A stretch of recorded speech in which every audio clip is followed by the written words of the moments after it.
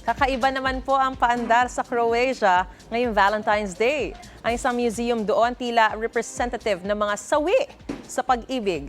Yan ang Museum of Broken Relationships. Makikita roon ang koleksyon ng mga gamit ng mga dating mag-partner mula sa iba't ibang bahagi ng mundo.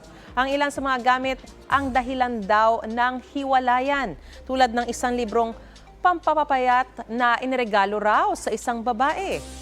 Ang ilan naman souvenir ng kanilang pagmamahalan tulad ng isang wedding dress.